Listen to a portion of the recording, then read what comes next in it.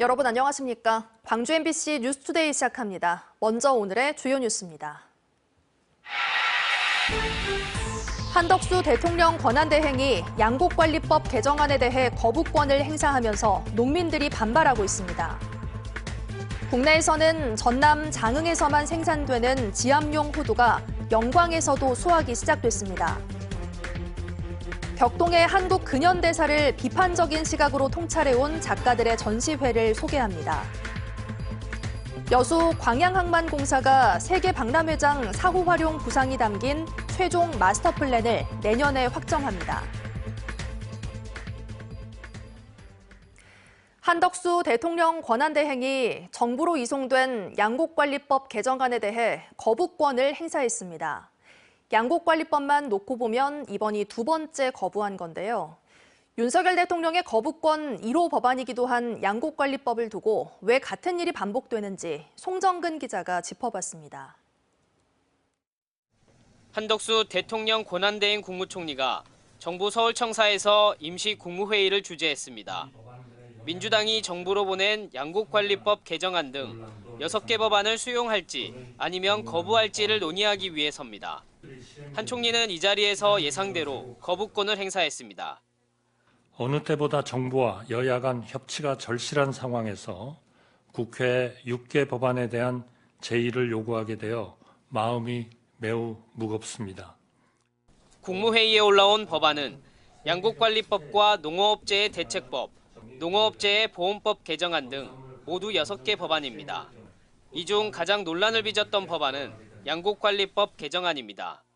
정부가 쌀을 의무적으로 매입하도록 하는 내용을 담고 있기 때문인데 법안을 구체적으로 살펴보면 쌀 생산량이 목표량의 3에서 5%를 초과하거나 쌀값이 전년 대비 5에서 8% 이상 하락하면 정부가 의무적으로 쌀을 매입하도록 하고 있습니다.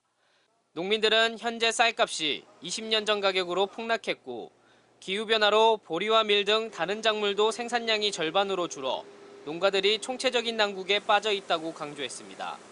때문에 쌀만이라도 정부에서 안정적으로 관리해 농가의 경제 안정과 식량 자급률을 높여야 한다고 설명했습니다.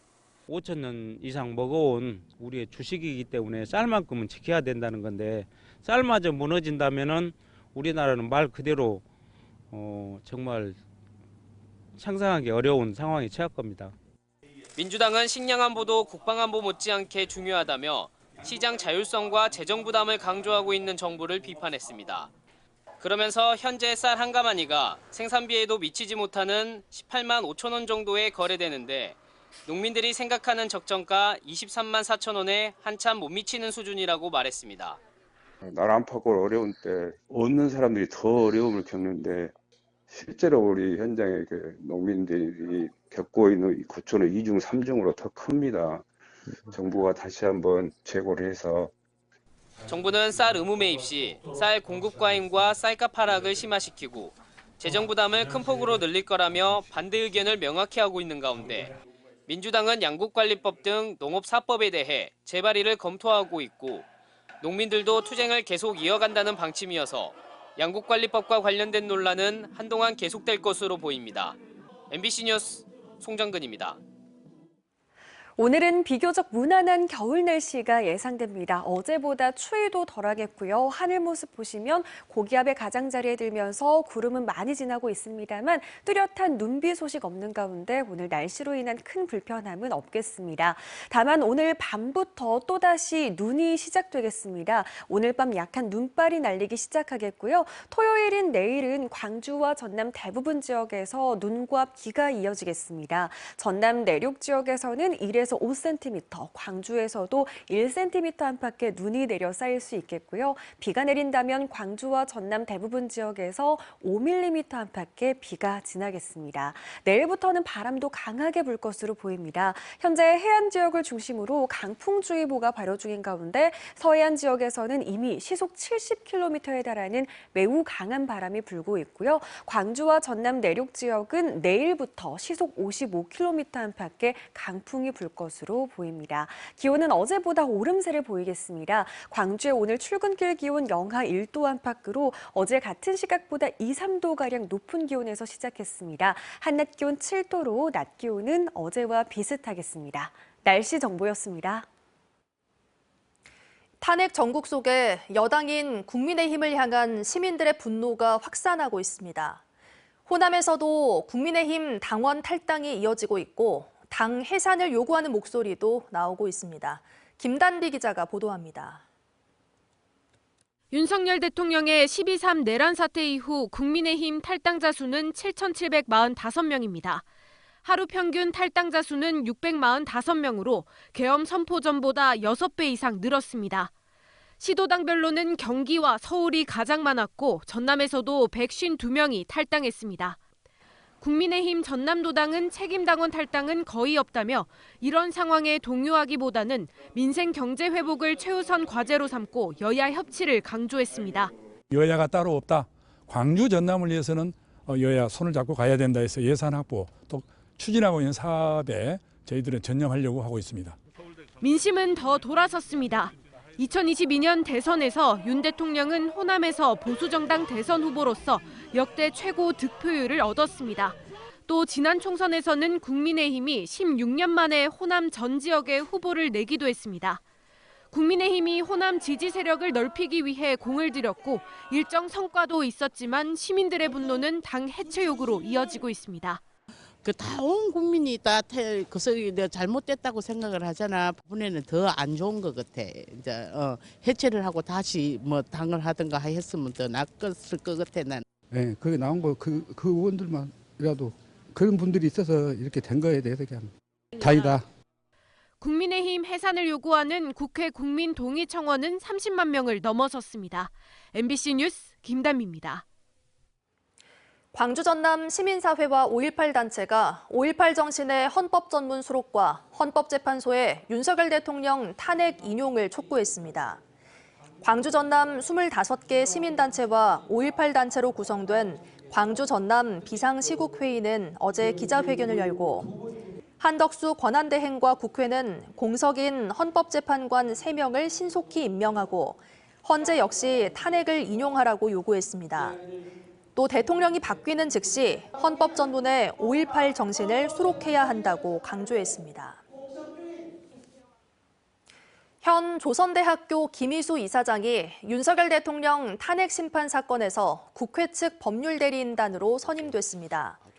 대리인단에는 김 이사장을 포함해 송두환 전 국가인권위원장 등 모두 17명이 선임됐습니다. 김 이사장은 지난 2017년 박근혜 전 대통령 탄핵소추 사건에 참여한 경력이 있고 같은 해 헌재소장 권한대행 등을 역임했습니다. 불포화 지방산이 풍부해 뇌 건강에 좋다는 호두는 섭취만큼이나 손놀이개, 지압용으로 사용하는 분들도 많은데요. 전남 영광에서도 지압용 호두가 수확되기 시작됐습니다. 주현정 기자가 현장에 다녀왔습니다. 가을 거지를 선별하는 농부의 손이 분주합니다. 깊은 주름꼴이 선명한 암갈색의 알맹이 호두입니다. 크기도 모양도 제각각, 상품 가치가 있는 것들만 골라냅니다. 쪼개져 버리거나 너무 가벼운 것을 제외하면 나무 한 그루에서 얻는 수확물은 겨우 5kg 남짓 정도입니다. 먹는 호두와 달리 잘 깨지지 않는다는 이 호두는 뇌 건강에 좋은 손놀이개용입니다. 속은 텅 비었지만 껍데기가 두껍고 단단한 것이 특징입니다. 두 알을 한 손으로 비벼 돌리면 말초신경이 자극되고 투명한 옥소리까지 난다 하여 예부터 찾는 이들이 많습니다. 손에 조금 가지고 놀면은 이렇게 톡톡 튀어나온 부분들이 상당히 빛이 나고 거의 보석에 가깝다고 봐야지. 놀이개 호두, 지압용 호두는 수백 년 전 자생 수종인 가래나무와 외래 수종인 호두나무가 자연 교배하면서 생긴 종자지만 워낙 귀해 국내에서는 전남 장흥에서만 사실상 유일하게 수확됐습니다. 6, 7년 전까지만 해도 먹는 호두를 재배했던 이 농가는 수입산 공세에 판로가 위축되자 돌파구 마련을 위해 장흥 품종과 수입 묘목을 들여와 놀이개 호두로 전향했습니다. 수분 수용으로 살려둔 아름드리 호두나무를 비롯해 100여 주에서 지난해에 이어 2해째 열매 수확에 성공했습니다. 사람들이 그렇잖아요. 문방사우라고. 제가 봤을 때는 아마 문방 오후쯤 되지 않을까. 우리 모두 핸드폰에 빠져 살지요. 그래서 좀 편안하게 좀 정신을 좀 편안하게 하는 방법은 놀이개 호두가 좋지 않을까. 못 먹어서 더 귀하다는 국내산 놀이개 호두. 값싼 수입산을 능가할 가격 경쟁력과 인식 확산까지 농가 앞에 놓인 과제가 적지 않습니다. MBC 뉴스 주현정입니다. 한빛 핵발전소 대응 호남권 공동행동은 어제 광주 5.18 민주광장과 전북도청 앞에서 기자회견을 열고 한빛 1, 2호기 수명 연장을 위해 운영 변경 허가 신청을 한 한국수력 원자력을 규탄했습니다. 단체는 한수원이 윤 대통령 탄핵 소추안 가결을 하루 앞둔 지난 13일 운영 변경 허가 신청을 한 것이 도둑 신청이고 원자력안전위원회가 즉각 반려해야 한다고 강조했습니다. 이어 윤 대통령의 직무가 정지된 만큼 노후 핵발전소의 수명 연장을 포함해 신규 핵발전소 건설 등 윤 정부의 핵정책을 모두 중단해야 한다고 밝혔습니다. 광주경찰청은 지난달 15일 광주의 한 병원에서 수면 내시경 검사를 받던 40대 남성이 숨졌다는 고소장이 접수돼 해당 병원의 의료진 3명을 업무상 과실치사로 입건했다고 밝혔습니다. 경찰은 부검 결과와 의료 기록, 전문 감정 등을 거쳐 의료진의 과실 여부를 들여다볼 방침입니다.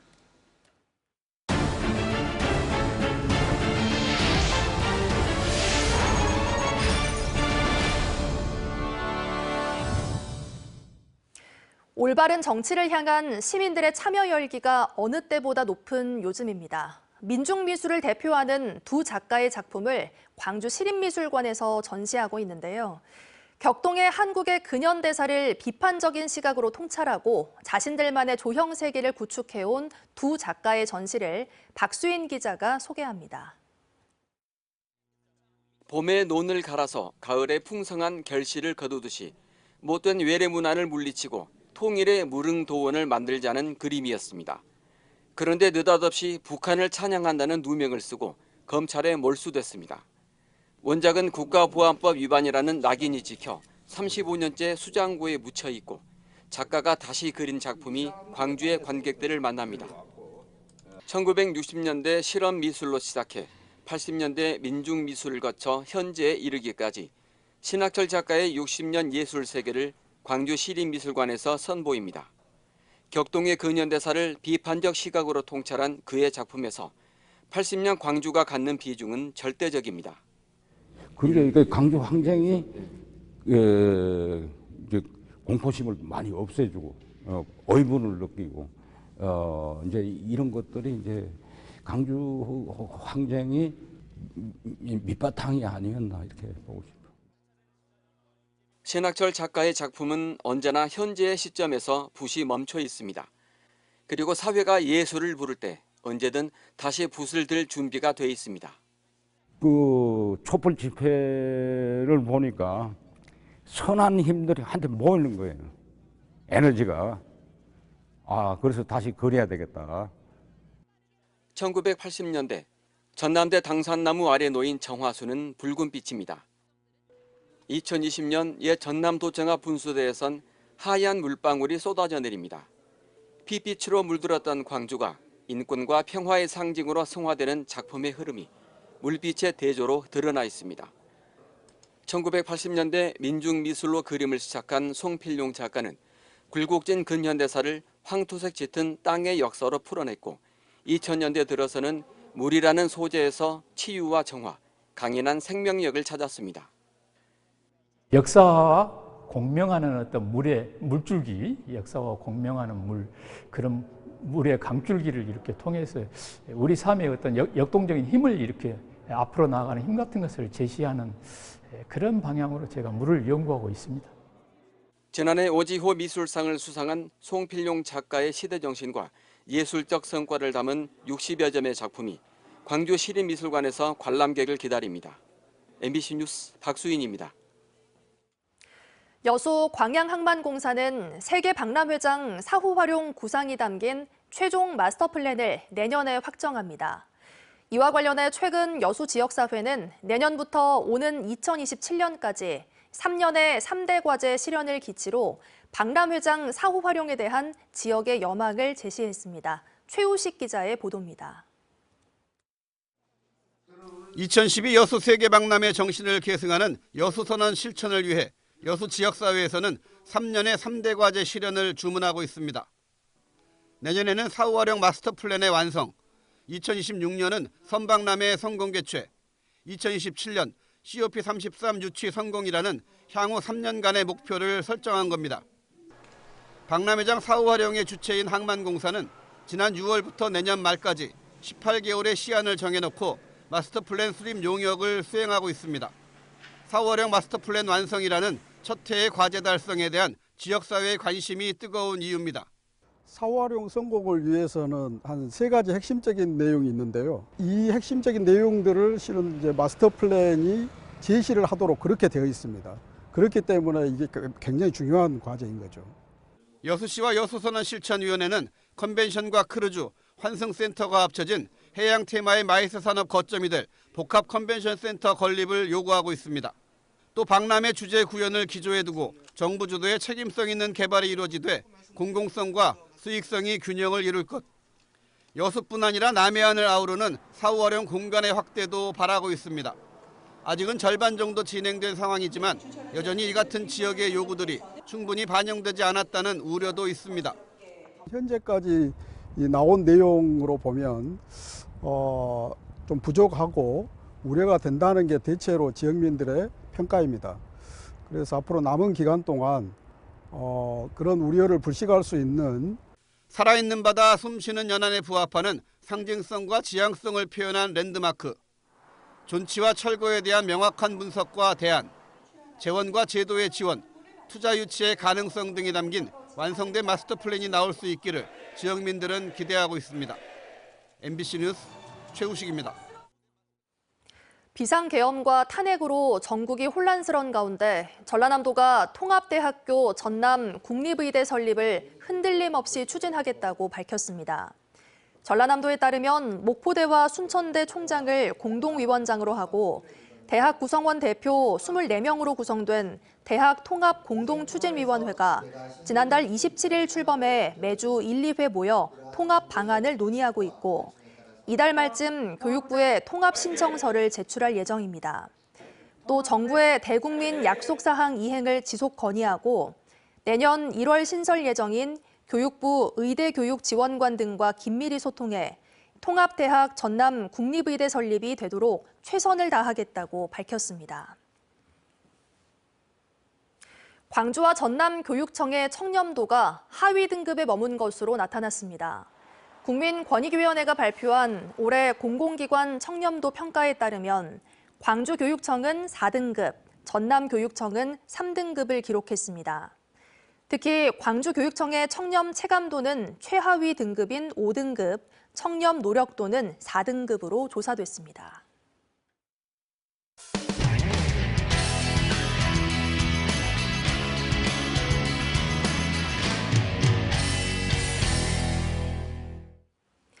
충청권 4개 시도가 하나로 뭉친 전국 최초의 특별지자체인 충청광역연합이 출범했습니다.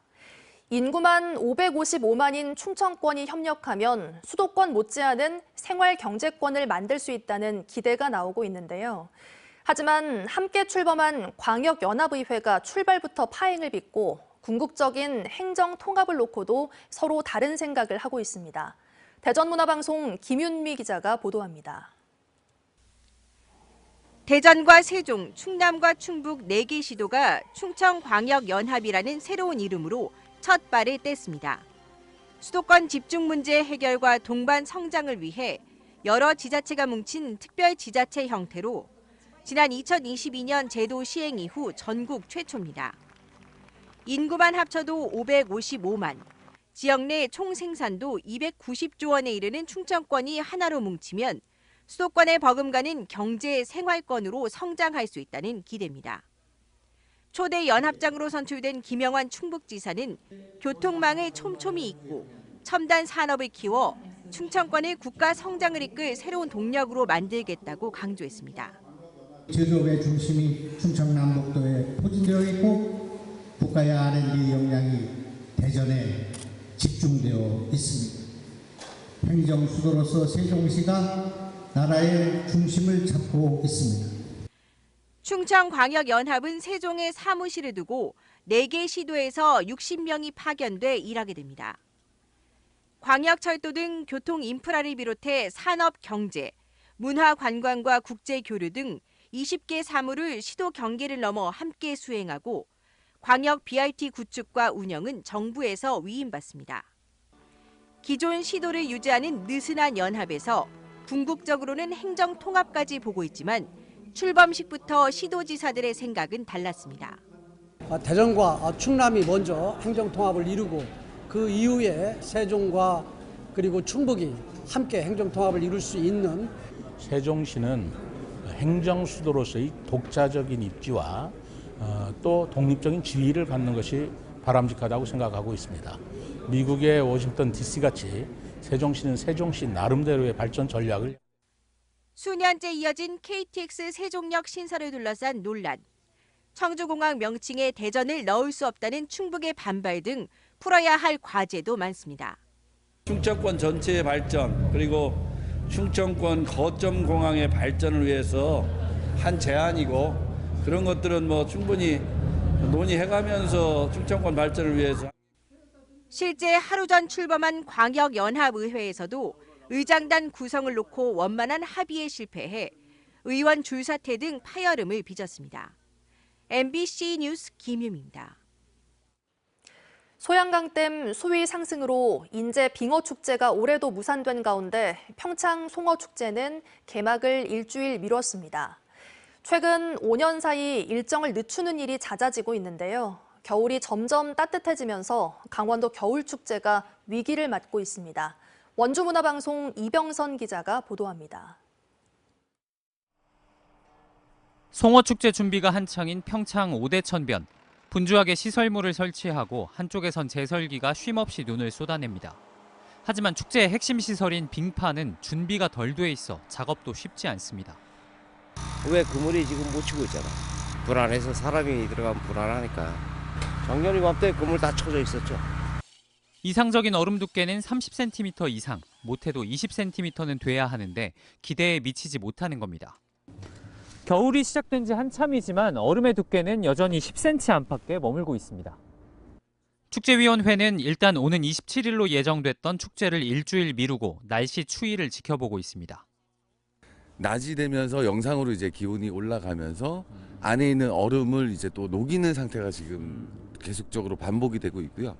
네, 지금 영하 한 20도 가까운 추위가 한 4, 5일 정도는 지속이 돼야.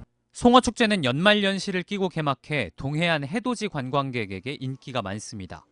전체 매출의 30%가 연말연시에 나오는데 고스란히 이 시기를 흘려보내는 겁니다. 올해만이 아니라 최근 몇 년 사이 기상이변 등의 이유로 실제로 연기하거나 연기될 뻔한 일이 계속되고 있는데 평생 이곳에서 살아온 주민도 체감할 정도로 추위가 약해졌습니다. 작년보다는 더 따뜻한 것 같아요. 작년에는 그래도 가디건이나 긴 좀 입었는데 올해는 아주 네 이러고 뒤에 면사무소 막 볼일도 보러 갈 정도로. 축제장이 있는 진부면과 가까운 대관령의 1980년 이후 겨울 평균 온도와 평균 최고 온도입니다. 들쑥날쑥한 가운데서도 완만하게 상승하는 경향이 뚜렷합니다.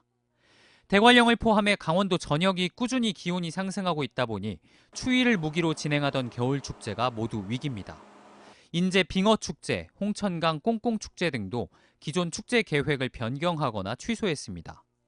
해마다 이상고온과 겨울비 문제가 불거지면 축제의 정체성 자체가 흔들릴 수도 있어 주최하는 곳마다 고민이 깊어지고 있습니다. MBC 뉴스 이병선입니다.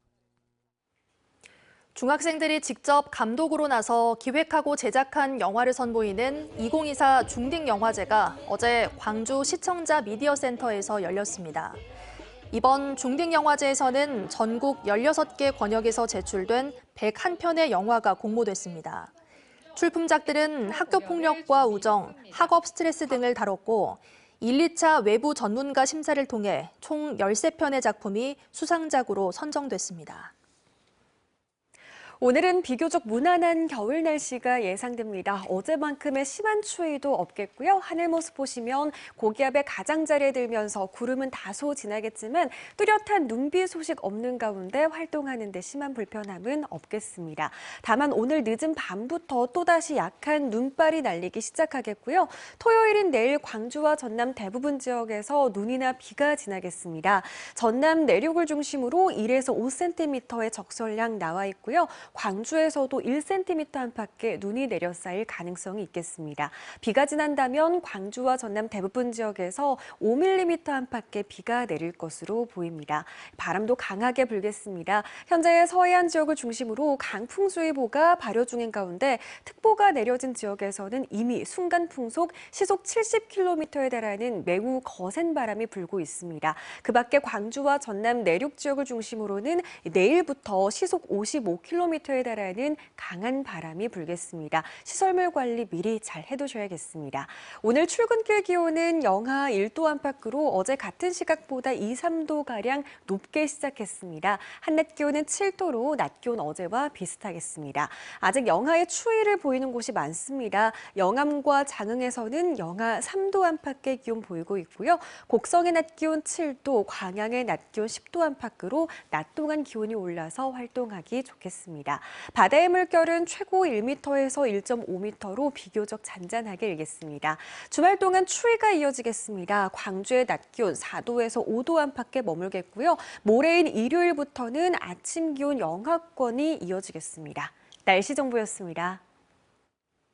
다음은 희망 2025 나눔 캠페인에 성금을 보내주신 분들입니다.